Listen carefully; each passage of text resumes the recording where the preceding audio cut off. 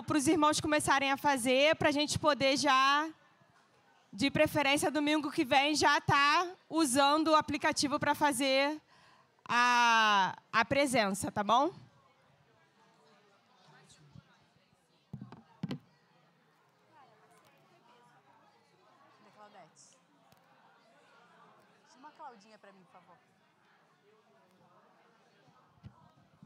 Bom dia, queridos, a paz. Quem vai ficar, fica. Quem não vai, por favor, vamos circulando, me ajudando. Vamos lá, vamos lá, vamos lá. Vamos orar. Oremos. Senhor, nós louvamos e exaltamos o Teu poderoso nome.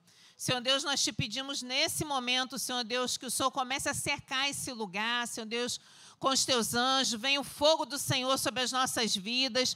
Deus, nós queremos te clamar, Senhor Deus, que as nossas mentes, Senhor Deus, estejam cativas ao Teu entendimento. Senhor Deus, que a Tua palavra que é soberana, Senhor Deus, a Tua palavra, Senhor Deus, que é como espada, Senhor Deus, certeira, que essa palavra, Senhor Deus, venha nortear as nossas mentes e os nossos corações nessa manhã. Senhor, em nome de Jesus, nós estamos aqui para ouvir a Tua voz. Fala conosco, usa a Tua filha com poder e glória nessa manhã, Senhor, em nome de Jesus. Amém, Senhor. Aleluia. Quem quiser vir mais para cá para frente, para a gente ficar mais juntinho. Então, vamos lá, vamos começar. Na última aula, a gente viu que quando Jesus estabeleceu a ceia, né, didaticamente, o que ele precisava era que os discípulos entendessem para que Jesus estava fazendo aquilo, por quê, qual era a razão de Jesus estar fazendo aquilo. Jesus estava não só entregando a vida dele em nosso favor, para a nossa salvação, mas ele também estava se repartindo. Ali, quando ele partiu o pão, Jesus também estava simbolicamente dizendo aos discípulos, eu vou me repartir. Na cruz eu estarei me repartindo em discípulos. Tá? Deixa eu só me situar aqui rapidinho, só para eu não atrasar. Tá. E a gente viu também na aula passada que, justamente nesse dia da ceia, houve o quê? Uma forte discussão. E os discípulos, eles estavam discutindo por quê? Porque eles queriam saber quem era o maior, discutindo entre si para ver quem era o maior, para ver quem tinha mais autoridade, para ver quem ia ter mais poder. Ou seja, eles não entenderam o tipo de autoridade, o tipo de autoridade que Jesus estava estabelecendo ali, que era uma autoridade para servir. E os discípulos, depois a gente viu, eu não li o texto, e eu também não vou ler agora, mas lá em... Deixa eu ver se eu anotei. Não anotei. Anotei. Mateus 20, de 20 a 28, a gente viu que teve até quem metesse a mãe no meio, né? Que os discípulos falaram assim, falaram para a mãe assim, ó, por favor, imagina em casa, né? Como é que deve ter sido, mãe? Poxa, eu estou querendo ser mais chegado assim de Jesus, né? Para governar junto com ele, mas eu acho que ele não está entendendo. Tem como você pedir para a gente ficar um à direita e um à esquerda, né? Os dois discípulos que eram irmãos, tem como pedir para a gente ficar um à direita e outro à esquerda? Imagina a cena, né? E aí a mãe dos discípulos vão lá e fala, né? Ô Jesus, você pode pedir para um discípulo meu ficar à sua direita e outro à esquerda? Pensa. Jesus estava ali na ceia ensinando o que era se submeter, o que era servir, e os discípulos estavam, né, debatendo para saber quem era o maior, para ver quem ia ter o maior cargo. E os outros 10, né, que não eram os irmãos ali que a mãe estava pedindo, ficaram indignados. Eles ficaram indignados por quê? Porque eles entenderam?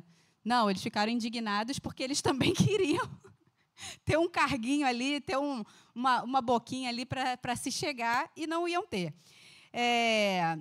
Então, o reino, que a gente viu aqui, a autoridade do reino, ela é diferente. Ela é para servir. E da mesma forma que os discípulos não entenderam isso, porque Jesus já vinha ensinando isso desde o princípio, não foi só na ceia. Jesus já veio estabelecendo que tipo de liderança ele iria exercer desde o princípio, servindo, amando, curando, salvando, ensinando, edificando. E da mesma forma que os discípulos, se os discípulos que andavam junto não entenderam, você imagina os fariseus. Vocês acham que os fariseus entenderam? Claro que não. A gente vê isso em Lucas 15, Lucas 15 eu não vou ler porque é grande. Em Lucas 15, de 1 a 31, a gente vê que os fariseus também não entenderam. E justamente porque os fariseus não entenderam, tem alguém lá em cima? Não. Justamente porque os fariseus também não entenderam, Jesus contou 3 parábolas. Deixe vir as minhas criancinhas. Estão subindo as crianças? Está subindo as crianças? Jesus contou 3 parábolas. A parábola da ovelha perdida, quem lembra? A parábola da moeda perdida e a parábola que se chama do filho pródigo, que eu nem concordo com esse título que foi dado. Em algumas Bíblias o título, né, porque o título não faz parte, o título foi acrescentado depois. Em algumas Bíblias, alguém que tiver com a Bíblia aí pode abrir, lá em Lucas 15, de 1 a 31. Aí vocês vão ver lá as parábolas. Em algumas Bíblias vai estar assim, a parábola do filho perdido. Em outras vai estar a parábola do filho pródigo. E a gente, normalmente, quando vai falar de submissão e autoridade, a gente usa esse texto da parábola do filho pródigo para falar o quê? Que o filho pródigo foi insubmisso, rebelde, desobediente, gastou tudo. É verdade. Ou não? Mas Jesus não contou com essa intenção.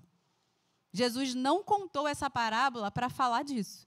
Jesus não contou a parábola do filho pródigo para tacar pedra no filho pródigo, para dizer que o filho pródigo era insubmisso.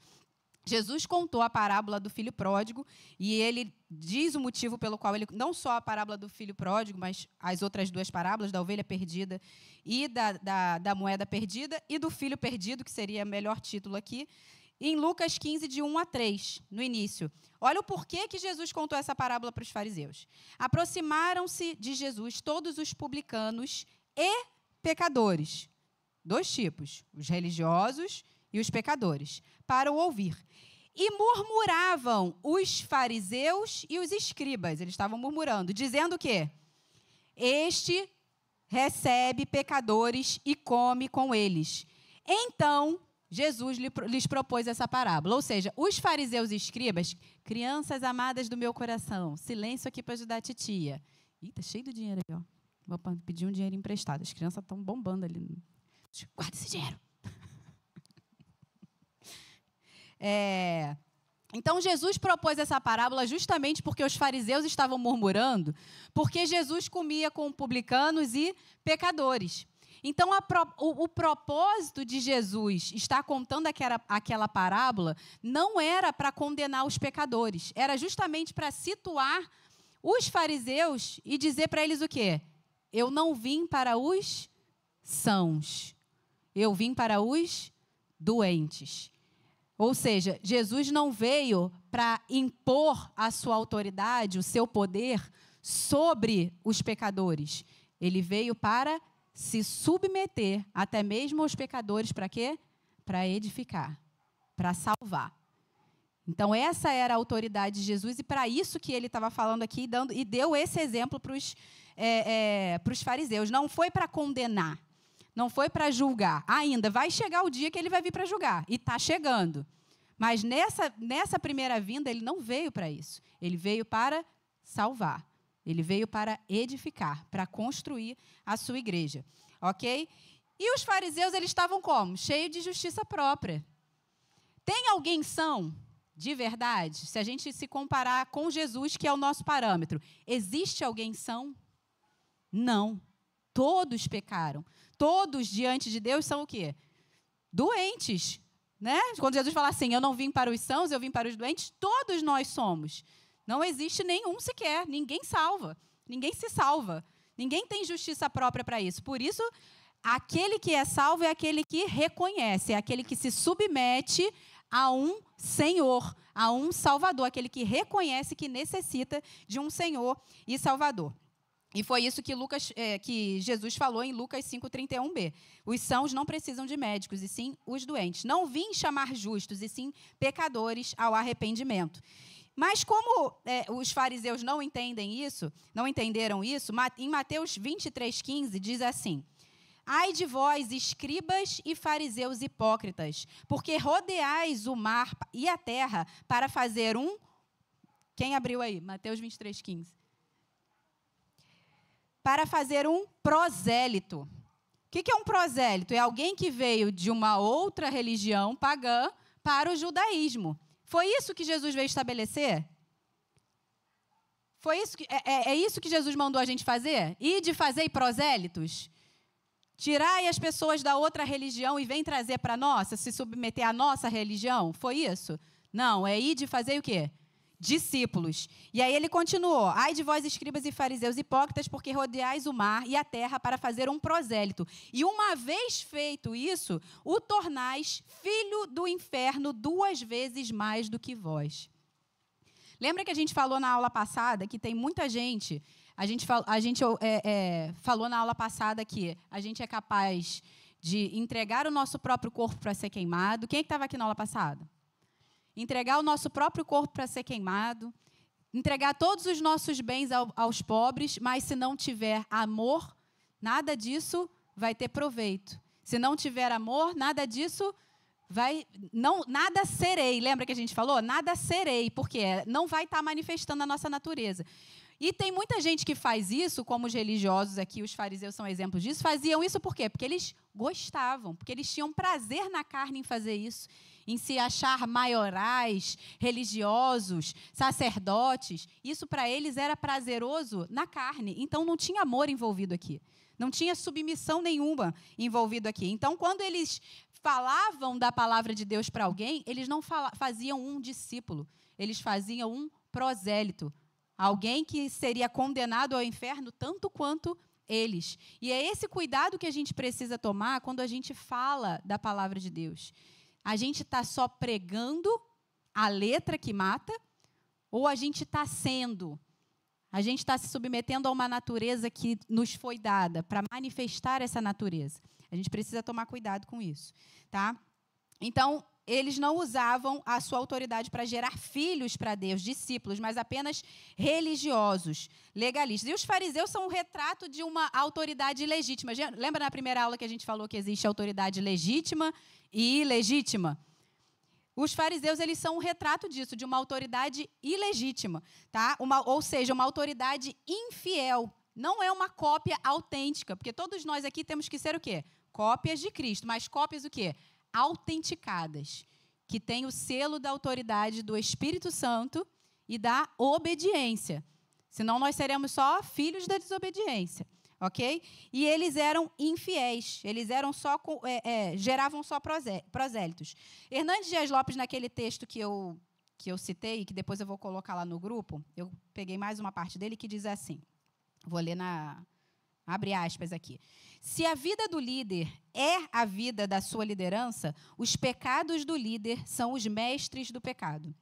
Os pecados do líder são mais graves, mais hipócritas e mais danosos do que os pecados das demais pessoas. Mais graves porque o líder peca, tendo contra si um maior conhecimento. Mais hipócritas porque o líder combate o pecado em público e, às vezes, o pratica em secreto. E mais danosos porque, quando o líder tropeça, mais gente é atingida. Isso é do Hernandes Dias Lopes. Tá? Então, uma autoridade legítima para Deus é um fiel. No módulo do CEPAV, do Vida de Fidelidade, quando eu dei essa aula do Vida de Fidelidade, eu coloquei a diferença entre... A hora, beleza, né? A diferença de fidelidade e lealdade, que às vezes a gente confunde e acha que lealdade e fidelidade é a mesma coisa, e não é. Tá? Fidelidade, ele vem de fidelis, e lealdade, ele vem de um termo relativo à lei, do termo legalis.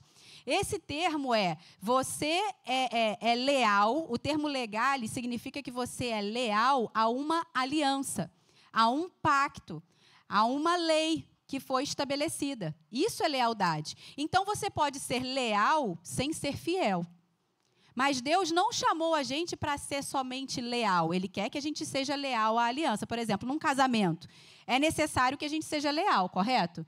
Ao pacto que foi feito, à aliança que foi feita. Nós temos que ser leal. A gente vê lá isso em Malaquias, né? Quando Deus exorta ao povo, porque diz o quê? Que foi desleal a mulher da sua mocidade.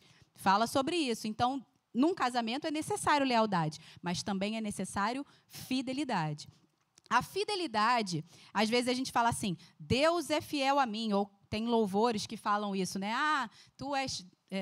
como é que é aquele? Tu és fiel, Senhor, eu sei que tu és fiel. Aí ele fala, fiel, Senhor, meu Deus, fiel a mim. Deus não é fiel a nós. Deus não é fiel a nós. Uma pausa para o choque. Não, não é. Ele é um fiel para nós. Ele é o fiel para nós. Por quê? Porque ele é o parâmetro. Se Deus for fiel a nós, significa que ele se corrompe. Porque quando nós somos leais, ele vai ser leal. Quando nós formos desleais, ele também será desleal. Tem um versículo, uma pena que eu não anotei, que fala assim, ao puro, acho que é Salmos, fala assim, ao puro, puro te mostras. Davi, eu acho que falando, tenta achar aí para mim, Bianca. Ao puro, puro te mostras. Ao orgulhoso, ao soberbo, agora eu não lembro qual é o termo que ele usa, aí ele fala assim, inflexível. Ué, o que é o... E tem mais coisas, é que agora eu não lembro. Lê aí para mim. Peraí, deixa eu abrir aqui. Peraí, deixa eu pegar aqui. E aí ele fala assim, ao soberbo ou arrogante, alguma coisa assim, aí ele fala inflexível. Por que não falou que Deus, com arrogante, se mostra arrogante? Salmos 18, 25. Ao fiel te revelas fiel, ao irrepreensível te revelas irrepreensível, ao puro te revelas puro, mas ao perverso te revelas astuto. Em outra versão está inflexível. Isso, olha lá, ao perverso, inflexível. Por quê? Por que não disse que ao perverso Deus se mostra perverso? Porque Deus, ele é o parâmetro, ele é o fiel, ele não muda, ele permanece o mesmo. Você pode ser infiel, ele não vai. Então, ele vai se tornar o quê? Inflexível. Quando fala assim, ao orgulhoso, ele o quê? Qual é o termo? Não, ele rejeita não, ele o quê? Resiste.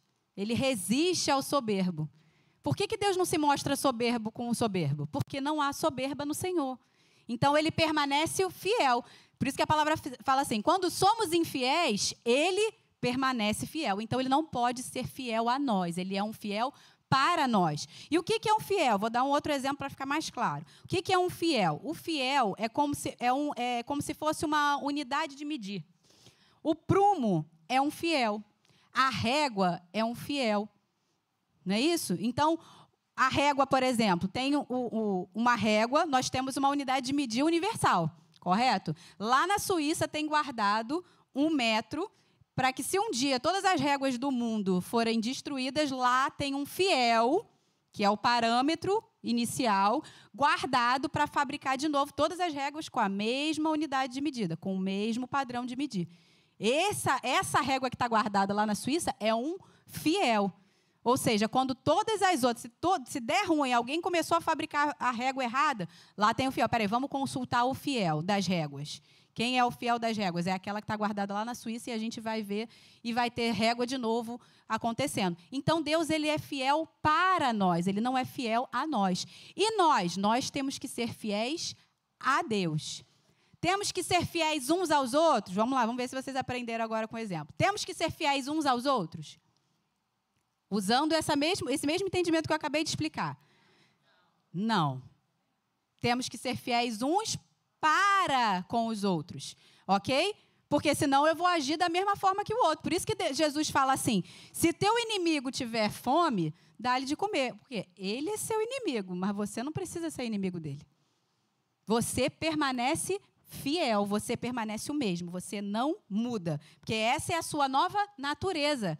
Podem fazer o que for contra você. Não vai mudar o seu caráter, não vai mudar a sua natureza, não vai mudar quem você é em Cristo. Ok? Todo mundo entendeu isso? A diferença de fidelidade. Agora, o leal. O leal, ele pode ser fiel, ele pode ser leal ao que não presta.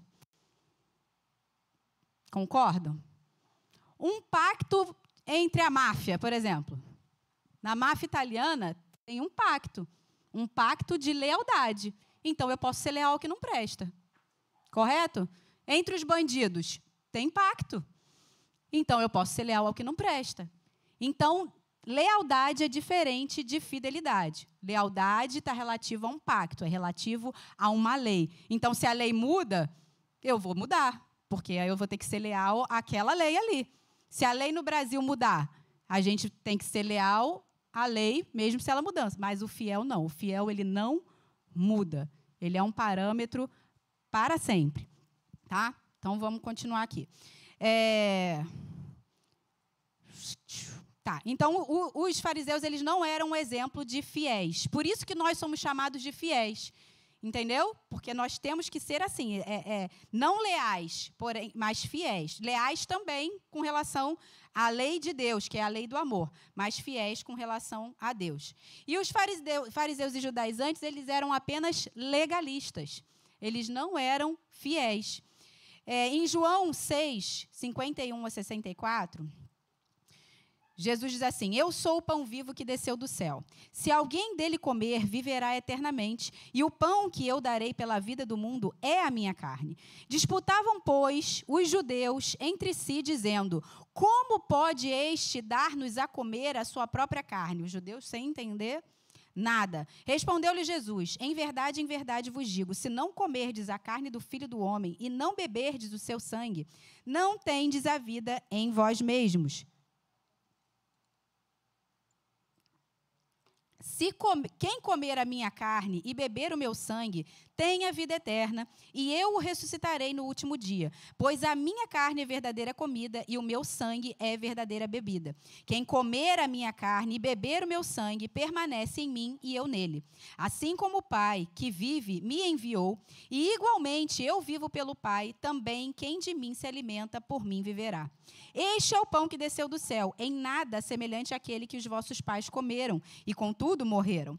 Quem comer este pão viverá eternamente. Estas coisas disse Jesus quando ensinava na sinagoga de Cafarnaum. Muitos dos discípulos, tendo ouvido tais palavras, disseram: duro é este discurso, quem pode ouvir?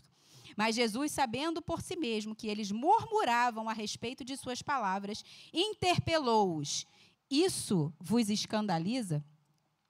Lembra que a gente falou que Jesus ele não ofendia ninguém com os seus próprios direitos, mas sempre ofendeu com a verdade e com o seu dever. Isso vos escandaliza? Que será, pois, se virdes o Filho do Homem subir para o lugar onde primeiro estava?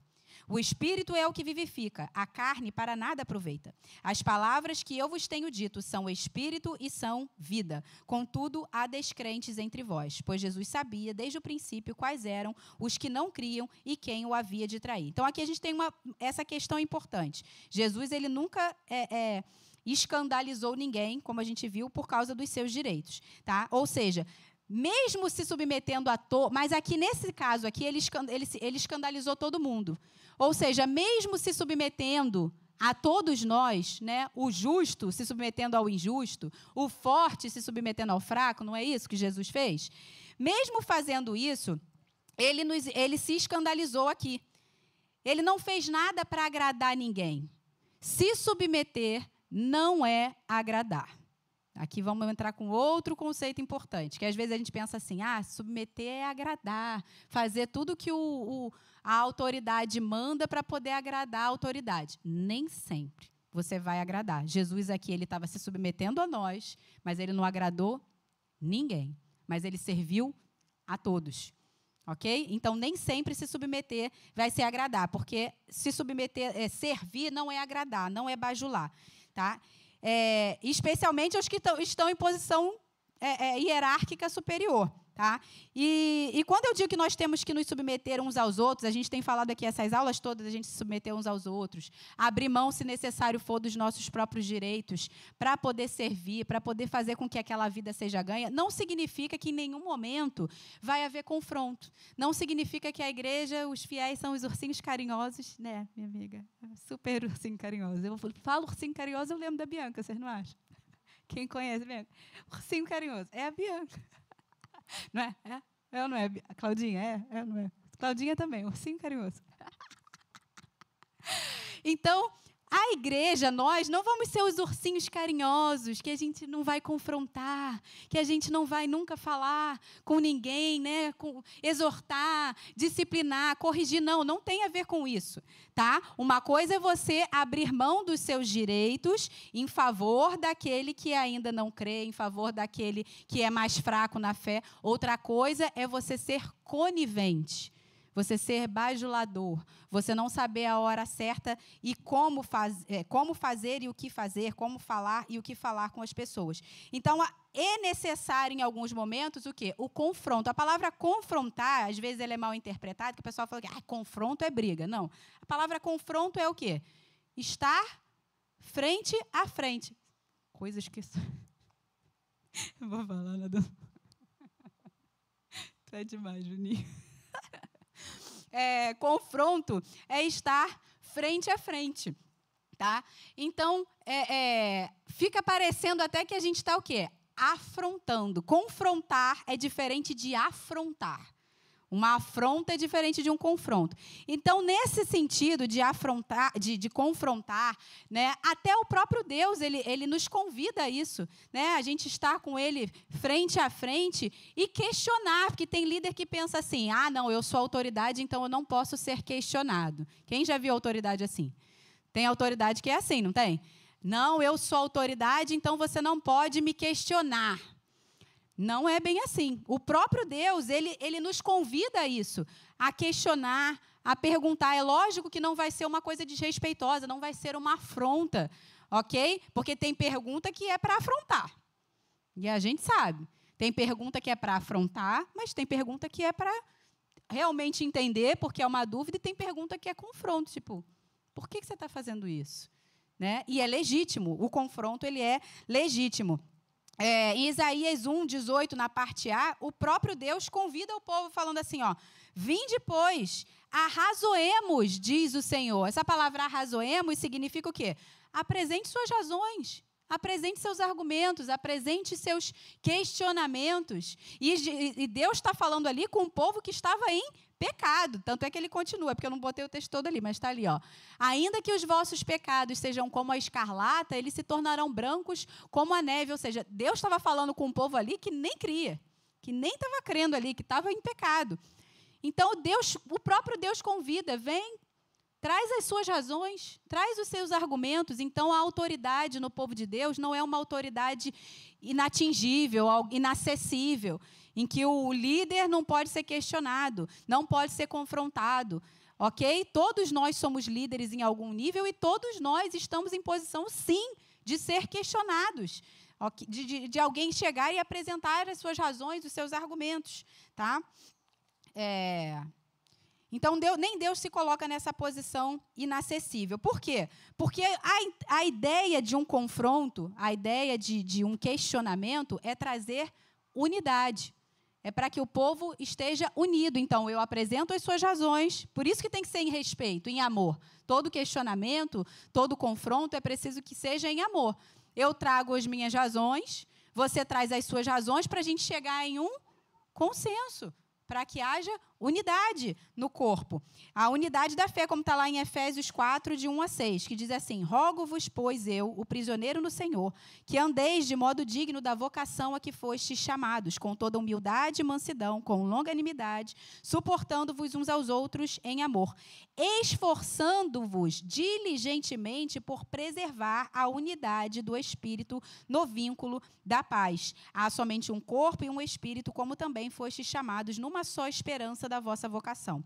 Há um só Senhor, uma só fé, um só batismo, um só Deus e Pai, um só Deus e Pai. Presta atenção nisso aí, Deus e Pai de todos, o qual é sobre todos, age por meio de todos e está em todos. Então, a gente nunca pode perder a clareza dessa percepção da unidade que nós temos que ter no Espírito, tá? É na unidade dos filhos de Deus que o Espírito Santo e o Pai são glorificados, e Deus também. No episódio da Torre de Babel, Deus dá uma chave assim muito importante para nós com relação à unidade. Lá em Gênesis 11:6 diz assim: e o Senhor disse, eis que o povo é um e todos têm a mesma linguagem. Isso é apenas o começo. Agora não haverá restrição para tudo que intentam fazer. Aqui esse povo estava em unidade, unidade de linguagem, unidade de pensamento, para fazer o que era mal aos olhos do Senhor. Agora você imagina se a gente usa isso, que é a vontade de Deus, que nós sejamos um, não é isso que Jesus orou e desejou? O meu desejo é que vocês sejam um, que tenha unidade. Imagina se a gente usa essa mesma unidade que o povo usou lá em Torre de Babel para fazer o mal, se a gente usa para fazer a vontade de Deus, que é edificar. Ali eles estavam edificando para si o próprio nome. Não é isso que eles falaram assim, ó, vamos edificar uma torre bem alta para fazer o nosso nome célebre. Infelizmente, tem muita gente dentro da igreja usando a sua autoridade, usando a igreja não para edificar o nome do Senhor, mas para edificar o próprio nome. Isso é Babel. É usar a autoridade, é usar o seu poder dado por Deus para edificar algo que não é o corpo de Cristo, que não é a igreja do Senhor.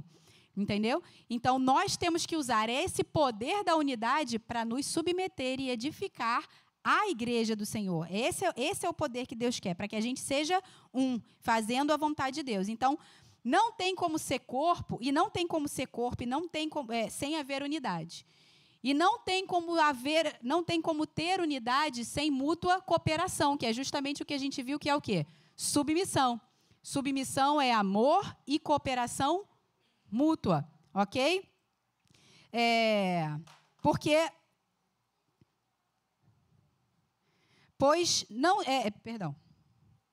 E a vida fluindo da gente, né? Cooperação mútua com a vida, o sangue do Senhor fluindo. Um só cabeça, um só corpo. Vou ler mais um trecho aqui do texto do Hernandes Dias Lopes, que diz assim, ó. Na igreja de Deus, todos nós somos nivelados no mesmo patamar. Somos todos servos. Na igreja de Deus, não há chefes ou donos. O único dono da igreja é o Senhor Jesus, aquele que comprou a igreja e tem cicatrizes nas mãos. O líder precisa ser uma pessoa humilde. Por ser um servo de Deus, não se melindra com as críticas. Olha o que a gente falou aqui, de um líder que não quer ser questionado, que não quer ser confrontado. Não se melindra com as críticas, nem depende dos elogios para fazer a sua obra. Porque da mesma forma que você não pode se melindrar das críticas, você também não pode se inflamar com os elogios. Jesus, ele não aceitava a glória de ninguém, nem a crítica, nem o elogio. Não foi isso que ele falava? Eu não aceito a glória que vem dos homens, tá? Não se melindra com as críticas, nem depende dos elogios para fazer a obra. O líder cristão tem coragem de pedir desculpa quando erra, tem a humildade de aprender com a experiência dos outros e tem a disposição de valorizar mais os outros do que a si mesmo. A igreja não pode ser uma feira de vaidades e há muitos conflitos oriundos de vaidade pessoal. A igreja não pode ser uma passarela onde os líderes expõem sua mania de grandeza. O Senhor da igreja cingiu-se com uma toalha e lavou os pés dos discípulos numa bacia. A humildade é o pórtico da honra, como a palavra fala, a humildade precede a honra. Um líder nunca é tão grande como quando se cobre com as vestes da humildade, tá? O texto de Hernandes Dias Lopes. Então, é necessário a gente entender isso, que independente, por exemplo, da gente estar em congregações diferentes, que tem líder de igreja, por exemplo, que acha que se um membro foi para outra igreja é porque desviou. Se mudou de igreja é porque desviou. Não, nós continuamos sendo um corpo, independente da nomenclatura, independente da denominação. Jesus não veio estabelecer denominações. E, às vezes, quando você fica focado só na questão da denominação, o que você está fazendo? Babel. É fazer célebre o seu nome, o nome da sua denominação. Não, não é isso que Jesus veio estabelecer. O único nome célebre, o único nome que está sendo edificado e construído é o nome de Jesus. Por isso é um corpo, tem que haver unidade, independente das denominações. Ok? Então, temos que ser um com ele. E olha que interessante aqui, a gente acabou de ler em Efésios 4:6, lembra que eu falei para você assim, ó, preste atenção, Deus e Pai. Efésios 4:6, Paulo está dizendo assim, há um só Deus e Pai. Por que Paulo não disse assim, há um só Deus somente? Ou por que ele não disse assim, há um só Pai? Porque são níveis distintos de maturidade. Há pessoas que ainda são imaturas e reconhecem Deus apenas como Deus, e há pessoas que são maduras e reconhecem Deus como Pai. Inclusive, isso foi um motivo dos fariseus, né, se irarem contra Jesus, pelo fato de Jesus dizer o quê? Que ele era filho. Isso para eles era uma blasfêmia, né? Porque eles não entendiam isso, eles eram religiosos e só viam Deus como Deus. Esse é para todo mundo que vivia na antiga aliança ainda, não tinha esse entendimento de que Deus era Pai, apesar de, com Adão, Deus se mostrar como Pai, né? Ali como Adão e Eva. Então, esse foi o motivo. E aí, às vezes, as pessoas até acham assim, você não pode chamar Deus de você.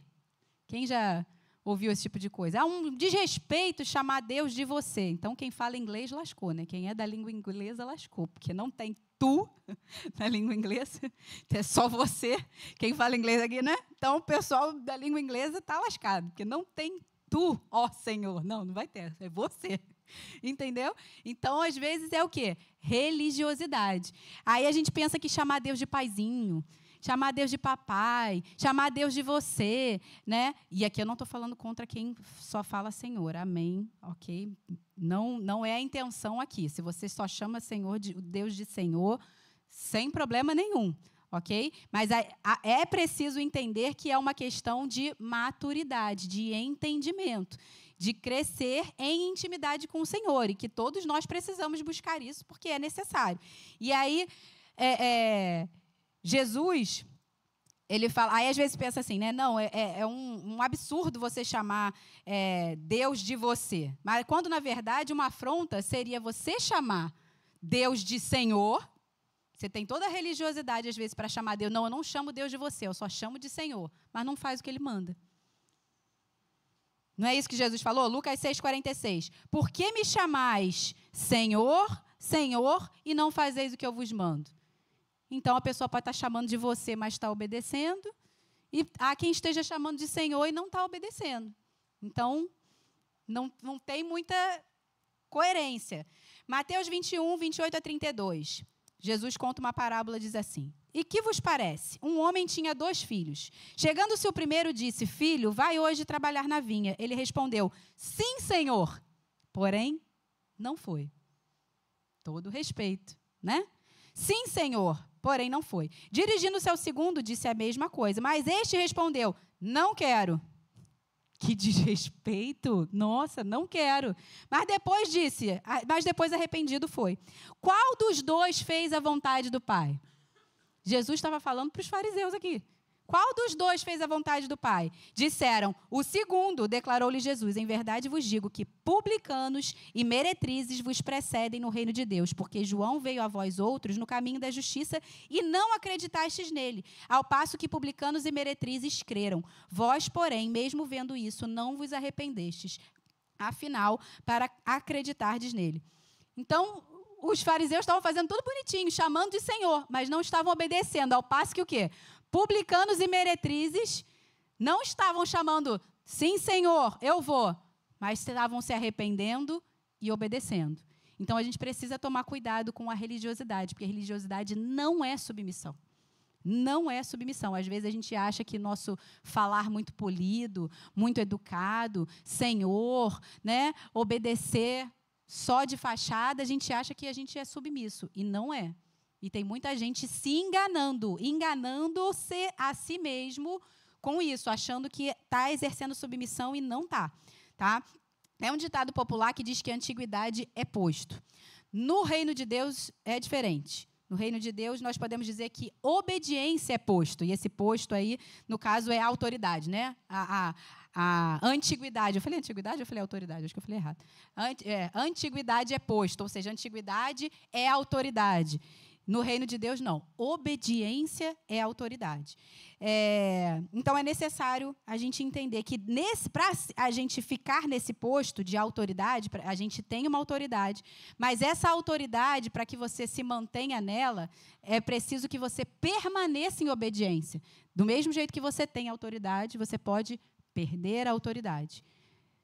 Em obediência, você mantém a sua autoridade. Em desobediência, você perde a sua autoridade, se a gente não permanecer lá.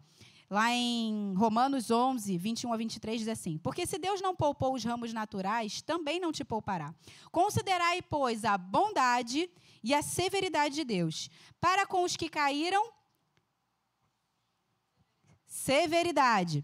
Mas para contigo, ou seja, que crê, que mantém, se permanece, a bondade de Deus, se nela permanecerdes, de outra sorte, também tu serás cortado. Eles também, se não permanecerem na incredulidade, serão enxertados, pois Deus é poderoso para os enxertar de novo. Então, você hoje pode estar em posição de autoridade, mas pela sua desobediência você perder a sua autoridade. Da mesma forma, publicanos e meretrizes naquela época que estavam em posição não de autoridade, estavam como pecadores ainda, eles se submeteram, se arrependeram, e aí eles foram colocados em posição de autoridade. Fala, amor. Exato, exatamente. Saul foi colocado em posição de autoridade. O que aconteceu com ele? Pela desobediência, perdeu a posição de autoridade. Tá? Então, como nós vimos no mundo, né, a maioria dos maiorais do mundo, como o próprio Jesus fala, né, entende a autoridade somente pela questão de estrutura hierárquica. E agora a gente vai começar a falar. Lembra que toda aula eu falei assim, não é que a hierarquia não é importante, que a gente está falando de hierarquia aqui, aí parece até que a hierarquia é algo ruim, e não é. E agora a gente vai começar a falar sobre isso, finalmente.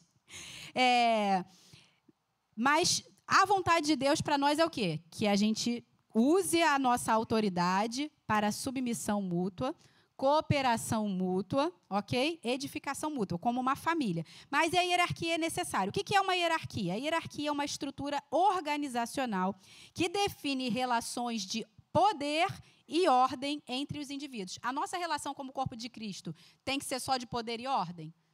Não, mas o poder e ordem são necessários, concordam? São necessários, tá? Então, Deus não quer que a gente tenha uma relação de poder uns sobre os outros, mas uma relação de família, tá? Isso fica claro até mesmo com a questão do perdão.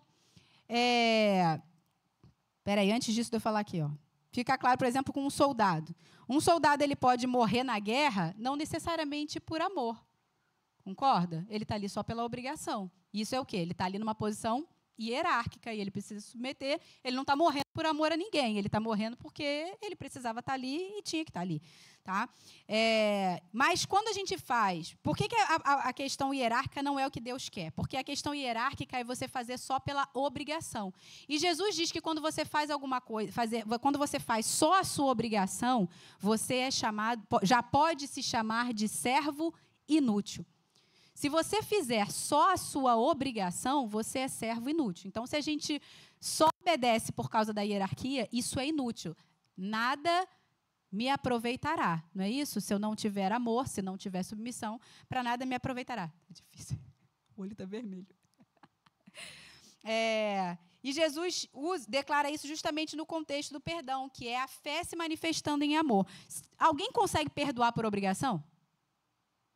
Conhece alguém aí? Conhecer, me ajuda aí, porque eu não conheço ninguém que consiga perdoar por obrigação. Não tem como. O perdão é justamente a manifestação da fé em amor. Ela vai muito além da obrigação. Por isso que Jesus fala, quando Pedro questiona e o pessoal fala, né, Senhor, ajuda-me na minha falta de fé, né, e fala assim, quantas vezes eu devo perdoar?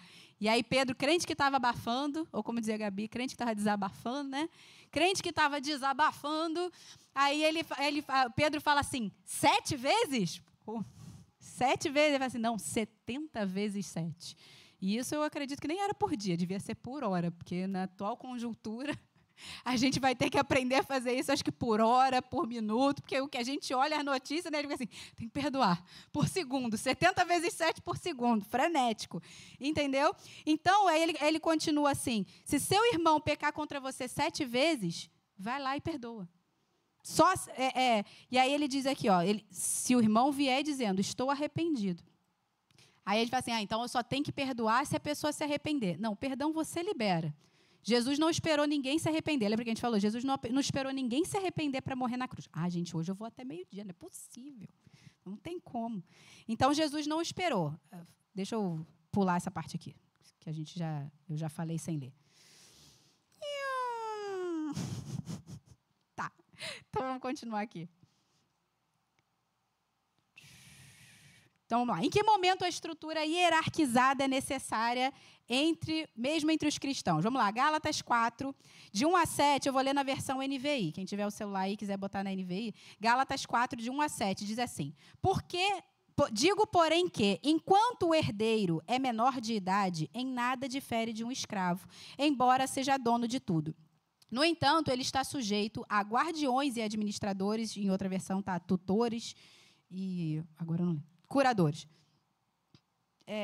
até o tempo determinado por seu pai. Assim também nós, quando éramos menores, estávamos escravizados aos princípios elementares do mundo. Mas quando chegou a plenitude do tempo, Deus enviou seu filho, nascido de mulher, nascido debaixo da lei, a fim de redimir os que estavam sob a lei, para que recebêssemos a adoção de filhos. E porque vocês são filhos, Deus enviou o Espírito de seu Filho ao coração de vocês. E ele clama, Abba, Pai. Assim você já não é mais escravo, mas filho. E por ser filho, Deus também o tornou herdeiro. Então, a hierarquia ela se torna necessária para estabelecer ordem por causa da imaturidade. Coloquem aí, se vocês estiverem anotando.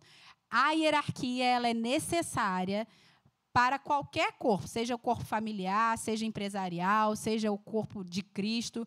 Qualquer corpo, a hierarquia é necessária para se estabelecer ordem quando há imaturidade, ou seja, quando há gente imatura na fé, quando há dentro de casa, na família, os filhos que ainda são imaturos. Então, é necessário a hierarquia. Por que ele está falando aqui? O herdeiro, enquanto é menor, ou seja, o filho, enquanto é menor de idade, em nada difere de um escravo, mesmo que ele seja senhor de tudo. Como é que você trata um escravo? Vamos botar aí, a gente não vai ter esse contexto, mas como é que vocês acham que os escravos eram tratados? Vamos botar um escravo bem tratado, um escravo bom, um escravo que tinha um servo crente, como a palavra diz. O Senhor fica dando satisfação para ele do que tem que fazer ou deixar de fazer? O Senhor fica pedindo as coisas assim, olha, por favor, faz isso. O Senhor do escravo se ajoelha na altura do servo, assim, ó. Quem vai lembrar agora assim, ó? A educação positiva, a psicologia positiva. Se ajoelha assim na altura do servo e fala assim, por favor, querido, você tem que fazer isso. Você já viu? Já imaginou um senhor fazendo isso? Por que a gente faz isso com os filhos, às vezes? Quando o filho é imaturo. A pior coisa que fizeram foi educação positiva, que de positiva não tem nada, e psicologia positiva. E a gente está vendo uma geração fraca, que não sabe lidar com frustração, que não sabe lidar com não. Por quê? Porque não estão sendo tratados como filhos, estão sendo tratados como amigos. Está dando uma autoridade para a criança que ela não é capaz de suportar. E você acha que está fazendo um bem para o filho, quando, na verdade, você está ferrando, desculpa o termo, lascando com o cérebro do seu filho, porque isso neuropsicologicamente é um estrago que você está fazendo. Você está dando uma autoridade para ele que ele não é capaz de lidar ainda, com responsabilidades que Deus colocou sobre você como tutor e curador dele, como pai dele, e você está dando essa autoridade para o seu filho, e ele não é capaz de lidar com isso. E você acha que está sendo respeitoso com ele, quando, na verdade, você está acabando com o cérebro dele. A palavra não mente. Enquanto o herdeiro é menor, em nada difere de um escravo. Ah, então tá bom, então eu vou tratar meu filho igual um escravo daquela época. E chicote nele, bota ele no... Como é que é o nome lá daquele negócio? No tronco, bota ele no tronco lá e vamos dar varada. Não, a gente viu como que os servos, os senhores, né, tratam os seus servos ao espectro de Deus. A gente viu isso, a gente vai ver isso ainda, mas a gente já sabe como é que é a autoridade diante de Deus. Há o respeito, sim, mas você não vai tratar ele como seu amigo. Se você quiser ser amigo do seu filho enquanto ele é imaturo, quando ele crescer, você não vai ter nem a amizade e nem o respeito. E tem mãe e pai que às vezes está querendo ser amado pelo filho. Quem aqui, além de mim, já falou assim, eu não te amo mais, filho. Quem é pai aqui? Ó, levanta a mão, quem é pai e mãe? Levanta a mão. Quem já ouviu do filho assim, ó, eu não te amo. Pai e mãe, levanta a mão aí. Quem já ouviu assim do filho assim, eu não te amo.